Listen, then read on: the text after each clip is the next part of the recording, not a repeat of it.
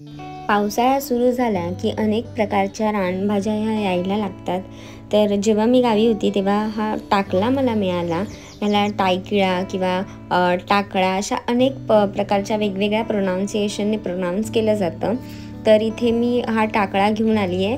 तर आता भाजी करायची म्हणून काय करायचं, ह्याची पानंच फक्त घ्यायची, ह्याचे देठ जे आहेत ते घ्यायचे नाहीत. तर आता इथे मी फक्त पानं सेपरेट करून घेतलेली आहेत. छान अशी हिरवीगार पानं आहेत. तर आता काय करायचं, भाजी व्यवस्थित बारीक अशी चिरून घ्यायची सुरीच्या मदतीने किंवा विळीवरती सुद्धा तुम्ही ही भाजी छान चिरून घेऊ शकता. तर आता मी इथे सुरीने छान बारीक अशी चिरून घेते. जर तुम्ही मयुरीज किचनला अजूनपर्यंत सबस्क्राईब केलेलं नसेल तर लगेच जा, सबस्क्राईब करा आणि बेल आयकॉनवर क्लिक करायला विसरू नका. म्हणजे जेव्हा केव्हा मी माझी नवीन रेसिपी अपलोड करेल तेव्हा तुम्हाला त्याचं नोटिफिकेशन मिळेल. आता मी इथे अशाच पद्धतीने सर्व भाजी जी आहे ती छान बारीक चिरून घेतलेली आहे.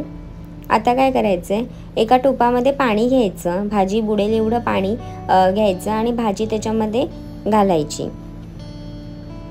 आता इथे सर्व जी चिरलेली भाजी आहे ती मी टोपात घातली आहे आणि आता आपल्याला ना ही भाजी आधी उकडवून घ्यायची आहे.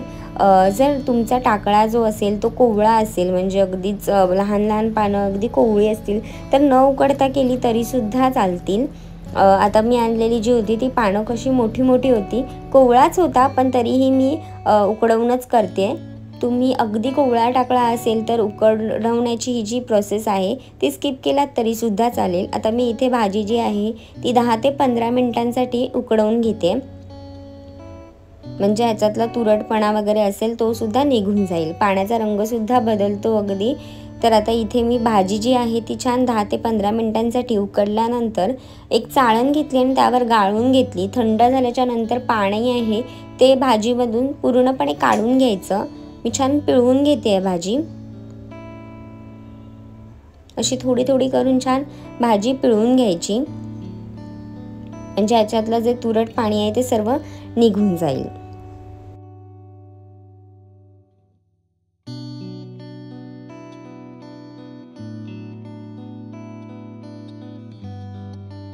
आता इथे भाजी जी आहे ती बघा कशी पिळून घेतली आहे, त्याच्यामुळे आता ती घट्टसर झालं आहे गोळे. तर आता मोकळे करून घ्यायचे, म्हणजे भाजी आपल्याला ढवळताना फार त्रास होणार नाही. तर आता फोडणीसाठी काय करायचं, कढईमध्ये तेल घालते मी, 2 ते 3 चमचाभर एवढं तेल घालायचं, म्हणजे भाजी आहे ना ती छान होते. थोडंसं जास्त तेल घालायचं म्हणून मी इथे 2 चमचाभर एवढं तेल घातलं आहे.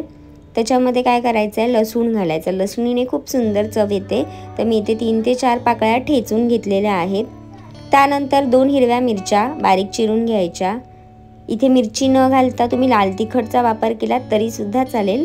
तर आता मी इथे कांदा घेतला एक मोठा, चिरून घेतला बारीक, व्यवस्थित मऊसर होईपर्यंत भाजून घेणार आहे आणि मग ह्याच्यामध्ये आपण जी चिरलेली भाजी आहे ती घालायची आहे. तर आता इथे कांदा मऊसर झाला आहे, त्याच्यामध्ये मी आता इथे भाजी घालते.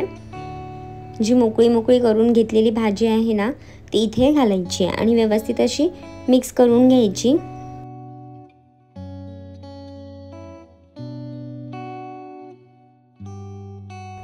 आता मिक्स करून झाल्याच्या नंतर वरतून चवीनुसार मीठ घालायचं आणि ओलं खोबरं घालायचं. पालेभाजीमध्ये ओलं खोबरं म्हणजे खूप सुंदर लागतं, तर इथे थोडंसं ओलं खोबरं घालायचं. नाही घातलं स्किप केलं तरीसुद्धा चालेल, कंपल्सरी असं नाही आहे, पण घातलं तर खूप सुंदर लागतं म्हणून थोडंसं ओलं खोबरं घालायचं. आणि आता हे व्यवस्थित एकदा मिक्स करून 2 ते 3 मिनटं छान भाजी तेलावरती परतून घ्यायची आणि मग भाजी खाण्यासाठी तयार होईल. आता मस्त पावसाळा सुरू आहे, रानभाज्या यायच्या सुरुवात झालेली आहे. तर तुम्हीसुद्धा, तुम्हाला टाकळ्याची भाजी मिळाली तर रेसिपी नक्की ट्राय करून पहा, खूप सुंदर लागते ही भाजी. आता इथे माझी भाजी तयार झालेली आहे, मी काढून घेते. तुम्हाला माझी रेसिपी आवडली असेल तर तुम्ही कमेंट करून मला नक्की सांगा. लाईक करा, शेअर करा आणि सबस्क्राईब करायला विसरू नका. रेसिपी नक्की ट्राय करून पहा आणि निरोगी खा, निरोगी रहा.